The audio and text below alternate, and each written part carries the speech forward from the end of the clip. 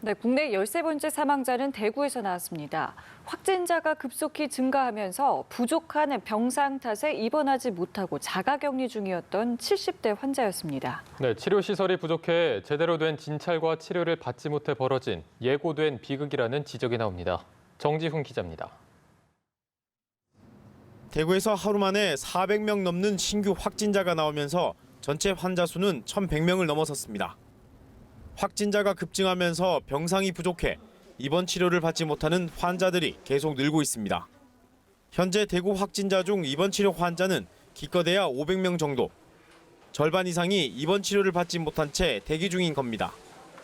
고령이나 어떤 기저질환을 가지고 있는 고위험군 또는 현재 증상이 지역사회, 그러니까 집에서 있기 힘든 어떤 호흡 곤란이나 다른 응급 증상을 가지고 계신 분들은 우선적으로 저희가 입원시켜드리고 있습니다.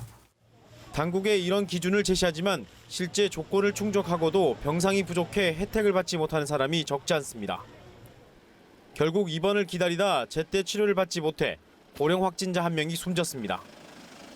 사망자는 74살 남성으로 신천지 교인 전수조사 과정에서 확진 판정을 받고 자가 격리 중이었습니다. 환자는 20년 전 기저질환으로 신장 이식을 받았던 것으로 확인됐습니다. 자가 격리 상태다 보니 제대로 의료진의 도움을 받지 못했습니다. 보건당국에 하루 2차례 전화 모니터링이 전부였습니다. 일각에선 갑작스런 환자 증가로 의료 체제가 제대로 작용하지 못하고 있는 단적인 예라고 지적합니다. 대구시는 그동안 중앙정부에 누차 병상 확보를 건의해왔고 마침내 병상 1,000여 개를 확보했다고 발표했지만 한쪽에선 여전히 치료 병상 부족 상황이 계속되고 있습니다.